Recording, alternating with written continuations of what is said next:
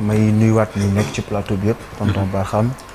monsieur le juge Bouba Ndour et Malal ñëpp maa leen di nuyu di wax ni situation bi à Bambey actuellement c'est un peu compliqué parce que comme ni nga ko waxee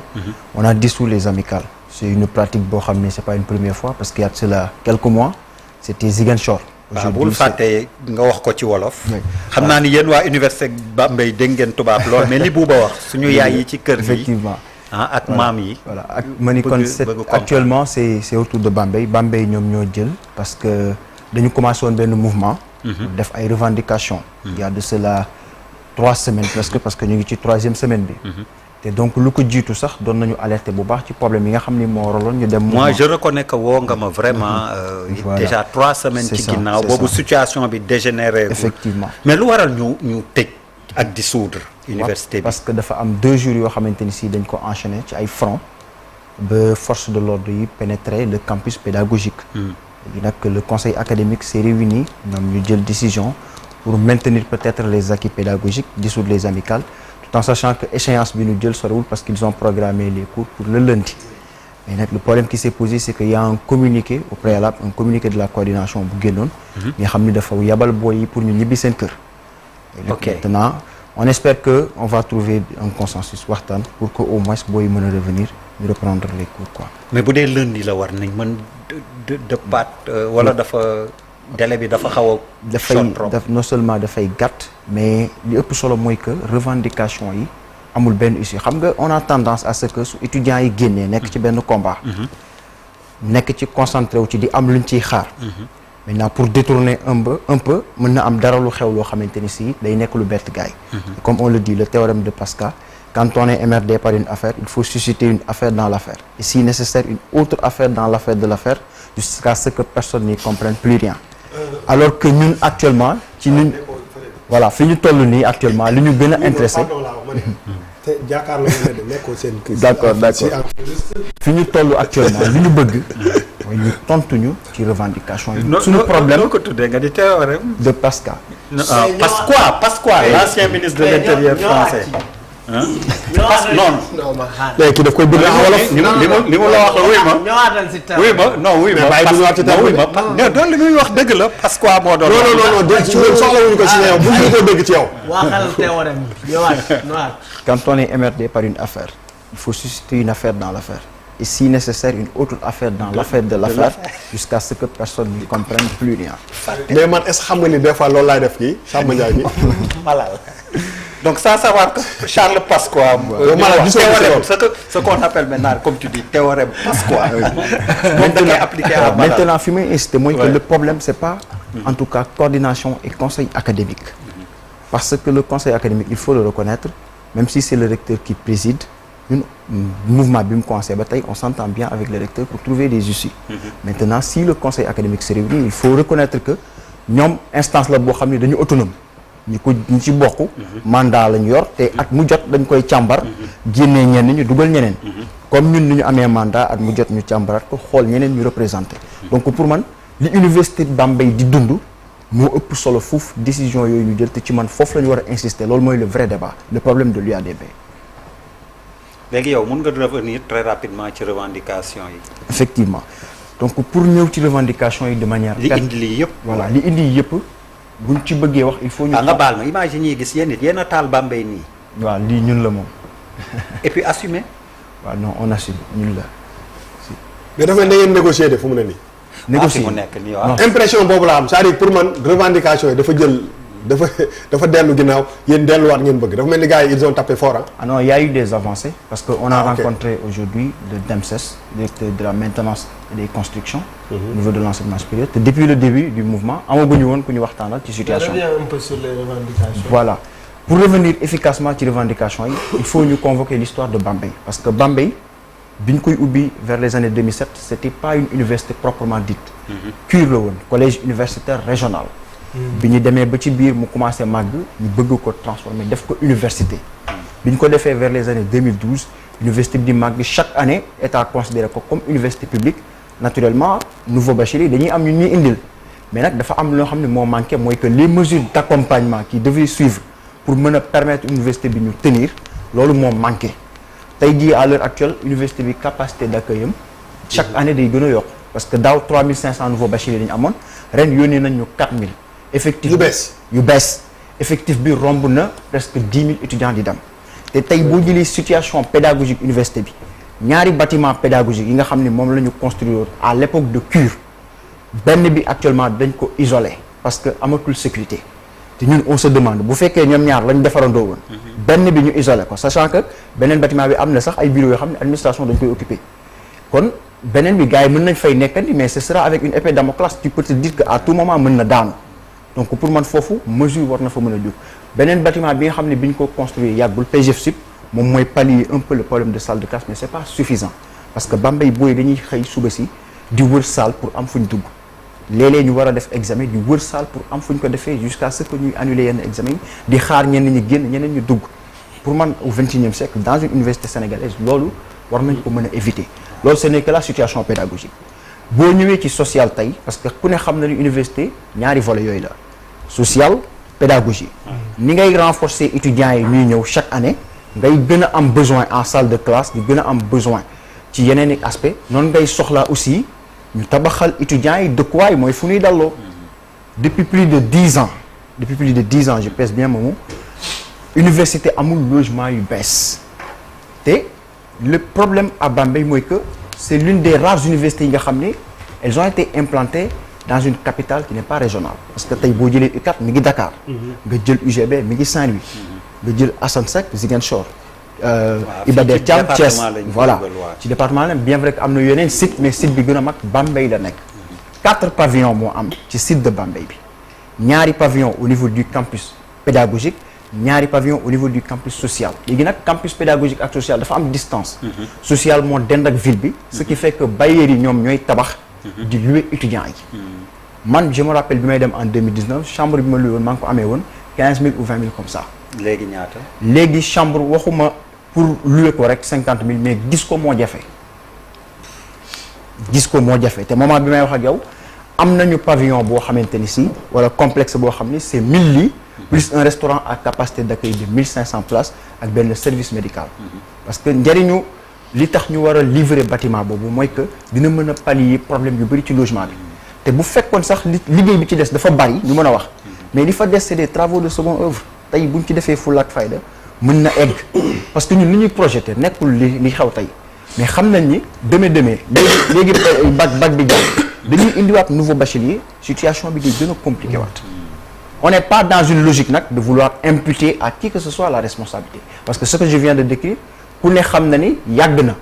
ay 10 ans ci ginnaaw responsabilité étatique am na si parce que on a été un peu oublié dans les politiques publiques erreur boobu la ñuy bañ mu amaat moo tax ñu bëgg teel a alerter et on a un point de départ avec le nouveau ministre parce que ñëw na Bambey le 30 avril 2024 bi mu ñëwee càmbaral mbiri boppam xool xam ni li nekk Bambey doxut moo toog ci médias yi reconnaître ko boppam ni Bambey il a besoin d'un plan d'urgence ci lu jëm ci bâtiment bi ñu tëgg benn séminaire bu mag boo xam ni c'était pour discuter ci chevauchement yi chevauchement mooy duggalante année yi parce que université yi ko nekk tey xam ni année yi ni mu war a demee normal ndax tey da ngay gis koo xam ni mën na def licence ba 4 ans alors que LMD normalement licence waroo dépasser 3 ans. 3 ans am na ay causes endogènes tout comme exogènes parce que Covid bi bu mu fi jaaree am na lu mu ci liggéey mais les grèves qui perdurent également dina am impact bu mu ci am effectivement bi ñu toogee waxtaan ci loolu parce que njëriñ waxtaan boobu moo doon tey enchevêtrement bi am ci année yi day am beneen impact parce que bourses yi dañ koy continuer di ko fay renouvellement automatique muy metti ci état dañuy continuer également étudiants yi di loger dans les campus au-delà de la période bi nga xam ne moom lañ fixé day gréver les finances léegi bi ñu waxtaanee dafa am ay mesures yu fa génnoon te ci mesures yooyu mën naa wax ni ministre bi jëloon na engagement ni orientation yi dinañ ko def très tôt et tout engagement yi bëri mais pour man loolu doyul parce que doomu jàmbur bi am bac tey nga ni dinaa def le tout ba orienté ko ci lu gaaw loolu du priorité pour man lii priorité mooy nga ni dinaa gën a fexe ñoŋal université yi pour que ku ma yóbbu fenn même bu ma jëlee 4000 sànni Bambey mu leer ma ni 4000 yooyu ma sànni Bambey bu même bu fekkee ñëpp amul fu ñu dëkk dina am ñoo xam dinañ am fu ñu dëkk dina am ñoo xam dinañ jàng dans les meilleures conditions mais tey mënoo gis benn réalité bu nekk ci université yi nga occulter ko di def comme si maanaam mën nga continuer di envoyer nouveau bachelier ñuy dem foofu sachant que problème bi fa nekk réglé guñ ko. mais da nga ni avril 2024. avril 2024 la ñëw. ba avril 2025 ça fait 1 an. ça fait 1 an. lan plan d'urgence boobu mu doon wax lan moo ci benn xeer bu gën a ndaw teguwul Bambey ci problème yi ñu gën a am yu gën a ndaw ok réglé koogul ñu ngi doon nekk ci ay échange nag te ñun à un moment donné on a compris parce que bi mu ñëwee ci ñun nit yéene nga koy jugé bi ñu waxtaanee ñu ni le ministre ñu ngi koy doog a fal ñëw na yéeneem rafet na xam na am na fu mu bëgg a dem sa xel day dal mais boo demee ba ci biir gis ni voilà deful dara ci mbir mi donte léeg-léeg mu joxe ay explication ni que ni problème de finance la wala quelque chose comme ça ñun comprendre lañ loolu parce que yàgg nañ dëkkal ci nopp étudiants yi qu'on a un nouveau régime ils ont besoin de se positionner xam ni réew mi di doxee ba lay dugg ci yenn yi on a jugé nécessaire plusieurs fois de leur laisser un temps de grâce mais am na fu ñu toll c'est le chaos gis nga réew mi nañu bàyyi bu étudiants yi génnee kaas rek ñu ngi dañ tàmm kaas Bambey li ñuy dàqantale étudiants yi mooy que ñooy étudiants yi gën a discipliné wu mais boo yi bu ñu demee ba génn rek c'est parce que dañoo sës tey jii maa ngi wax sur les grands problèmes mais tey am na ci détails yu ndaw yoo xamante ni si tey parce que comme li jëm ci restauration parce que restauration hébergement ak médical c'est géré en interne par le directeur général du CROUS ce CROUS dañ koy octroyer budget boo xamante ni si lépp lu jëm ci loolu moom moo ko war a gérer te tey je peux dire que le budget qui est alloué à la restauration ça avoisine les 2,5 milliards te restaurant bi ñu gën a am bi nga xam moo ëpp capacité d'accueil actuellement da nga fay dem booy war a ndogu wala ñu war a reer am problème mu pain ci koor gi on a assisté à des séquences yoo xam ne étudiants yi dañuy ñëw ba 19h ci biir restaurant bi. xanaa foofu duñ fa bay. am na ñu fay bay. étudiants yi duñu bay. waa ISFAR dañuy bay mais du nekkul bay yoo xam ne projet yi rëy la pour mën a assurer alimentation. voilà pour man projet la yoo xam ne war nañ ci mën a réfléchir. parce que y a possibilité. étudiants yi ñëw ba ci restaurant yi di xool nu ñu amee mburu duñ ko am parce que boulangerie bi fa nekkoon dañ ko dindi te loolu c'était en 2024 li ñu mënta comprendre mooy que. université di dox nga leen di yokkal étudiant chaque année mesure d'accompagnement yi yokkuwul ba pare acquis yi amoon ñu koy perte ça devient problématique tey boo mënul sax teg benn jéego ci kanam fexeel li fa nekkoon nga maintenir ko gars yi mën a nekk ci jàmm loolu ñun dañ ko yàgg kaas te da ngay dem campus pédagogique parce que comme ni ma ko waxee campus social moo am campus pédagogique bi booy yëpp bu ñu xëyee fa la ñuy dem pour jàngi près de 5000 personnes mën nañ fa daje benn restaurant de 150 places moo fa am benn restaurant de 150 places moo am ci campus pédagogique bi étudiants yi léeg-léeg dañuy rang ba 15 heures sachant que seen cours yi 15 heures lay commencer donc c'est problématique. C'est problématique. war a dem cours 15 heures fekk la ngay rang 15 heures. rang pour mën a lekk léeg-léeg suba gi day am ñoo xam ne dañuy préférer dugg ci boutique yi jënd seen biscuit yëy ko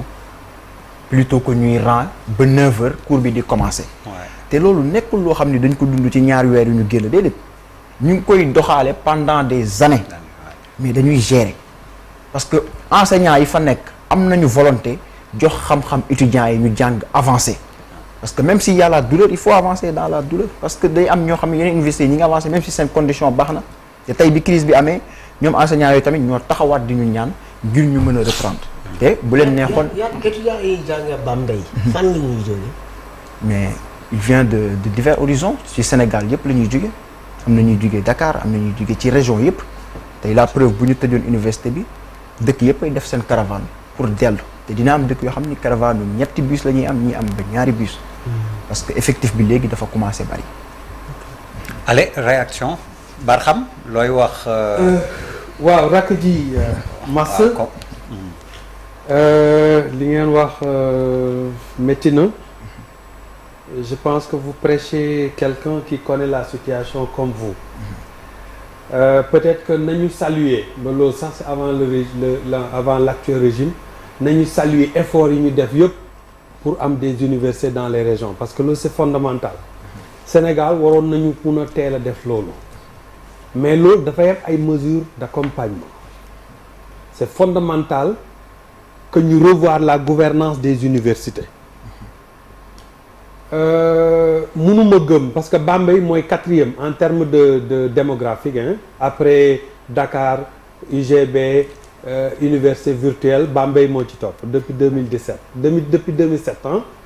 j'ai échangé bi may ñëw ak seen professeur Aziz Mbodj pour comprendre un peu et ce qui est désolant mooy les mêmes pratiques parce que ñun pratiquement nii lañ doon def génn bloqué avenue Cheikh Anta Diop def ni vraiment pour man les choses doivent évoluer et ça doit évoluer dans le sens que côté académique bi gis nañ évolution yi ci am avec la technologie. Je pense que le Sénégal est très en avant ci pays yu bëri même man Canada gi ma nekkoon enseignement à distance yu ci bëri ñu ngi ko doon def mais pas à cette proportion parce que amuñ woon solution parce que mënuloo am réew moo xam ne daf lay génneel 80 à 100 000 bacheliers par année fan nga leen di dugal amuloo infrastructure donc amuloo sax ay professeurs yu doy. Je pense que loolu c'est dafa important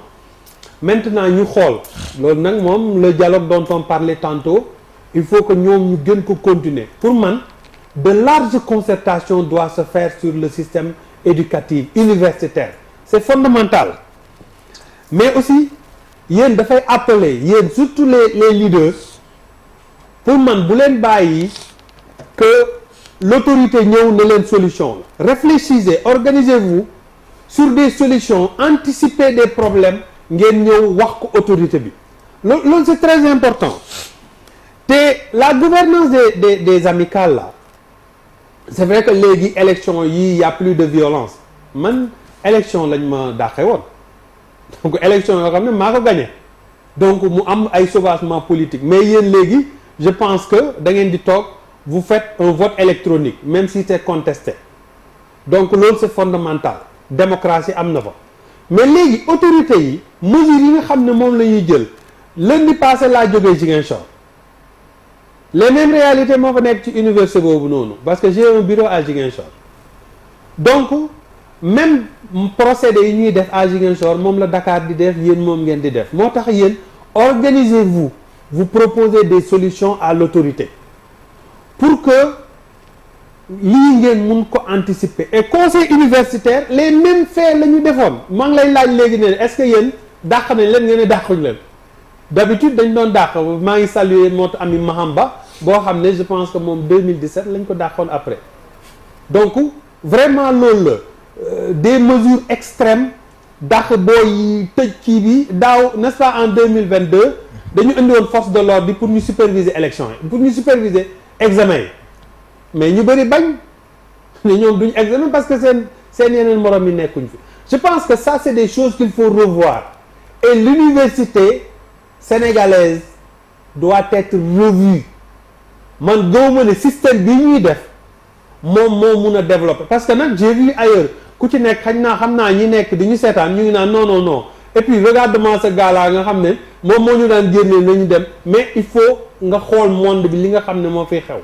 moi j'aurais préféré ñu yóbbu leen ngeen xool yeneen système le système anglo-saxon dañ lay jox le système actuel qu'on fait on enrichit les repreneurs on enrichit les entrepreneurs on enrichit les intermédiaires vous mangez mal vous dormez mal vous vous réveillez mal vous étudiez mal et vous pouvez pas être compétitif c'est ça qu'il faut faire et puis ngeen def ay propositions boo demee ci yeneen système yi man dañ may lebal boo demee au Canada wala yeneen pays l'État te prête de l'argent pas nag ngay étudiant international parce que loolu beneen volet la c'est un sujet très complexe boo doonee ne résident nga wala citoyen nga par exemple ma fille qui est au collège mais l'État lui prête de l'argent dañ lay defal benn certificat de garantie léegi certificat de garantie boobu noonu ñu évaluer li nga war a fay ak li nga war a dundee ñu chaque mois ñu jox la benn $800 alors loolu ça te permet nga loger fu la neex nga dundee lu la neex dem defal lu la neex nga lekk xam nga moom du ngeen nekk di rayante seen bopp pour loger d'accord te bu ñu calculer un étudiant combien ça coûte à l'État je pense que c'est la réflexion qu'il faut faire et le ministre je le salue au passage mais le ministre jàngee na feneen xam na li xew bu defee analyse comparée parce que réew nag ak lu mu mun a doon booy élaborer les politiques publiques mais da ngay def lan mooy kii ak lan mooy sa réalité parce que on n'est pas encore prêt à régler ce problème là déwén ak après déwén parce que boo ñëwee 80 ñëw yeneen 80 ñëwaat yeneen 80 ñëwaat mais comment tu fais il y avait le principe modèle d'affaires bi ñu amoon di jël di leen yóbbu ci université privée yi mais dans ce cas aussi l'État avait une charge boo fay ko loolu la ñuy wax ci réforme état yi ñuy def yëpp nañ fex ba état crédible pour que boo yoree la Barham bor mu leer ne Barham xolam mu leer ne dinañ ko fay mais par exemple boo jëlee benn étudiant nga yóbbu ko ci beneen école privée leer na ni kooku duñ ma fay boo ñëwee repreneur qu'est-ce qui tu enrichis le repreneur vient avec le service social il va à la banque il emprunte de l'argent donc avec des intérêts nga fay ko N+1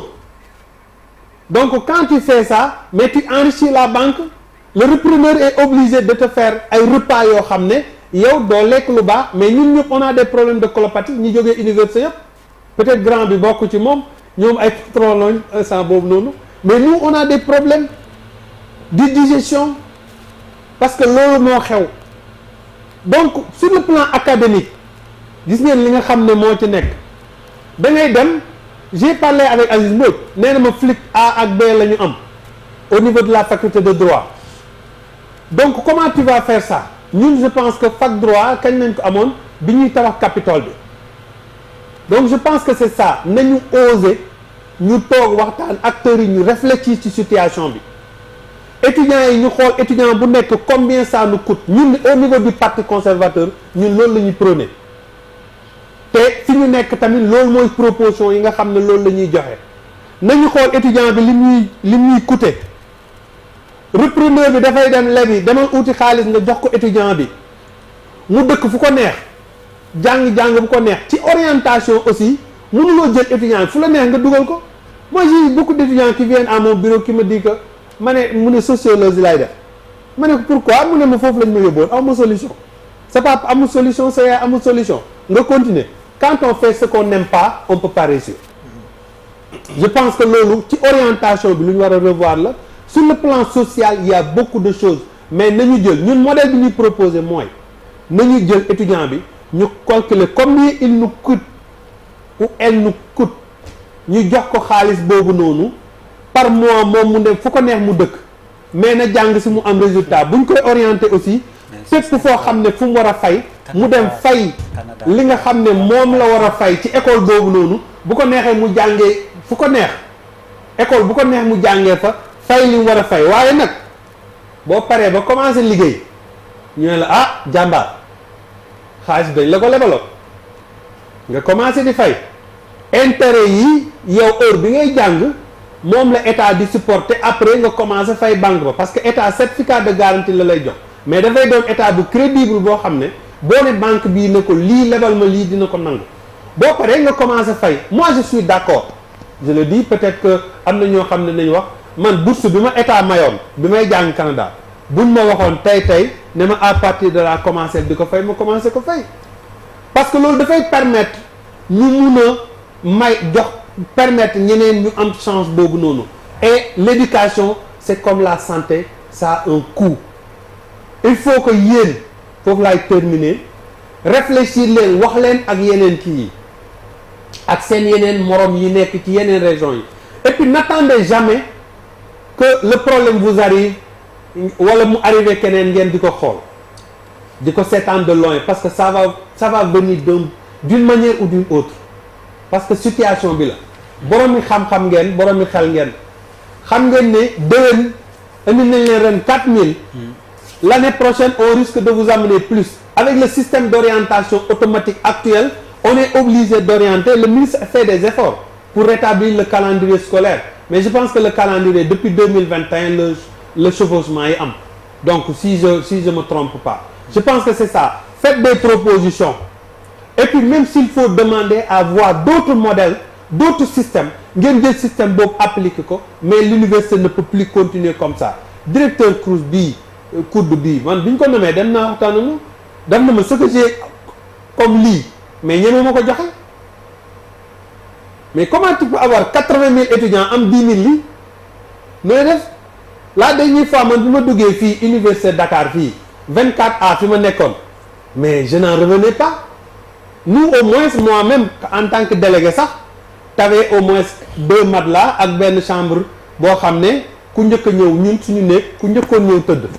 donc man dama doon toog souvent ba fajar comme man jàng guddi te man du ma nelaw guddi souvent ba fajar bu gars yi demee man ma mën a tëdd donc léegi nii da ngay dem tu trouves 12 personnes dans la chambre. ok yéen 3 ngeen woon léegi 12 la. 12 la chambre des filles 12 l'eau sanitation sax nan la fa mën a amee nan sax nga mën a amee lu set te set mooy fondement mooy tax nga wër je pense que loolu bu leen ko ragal moi c'est ce que je vous conseille et si vous voulez qu'on vous aide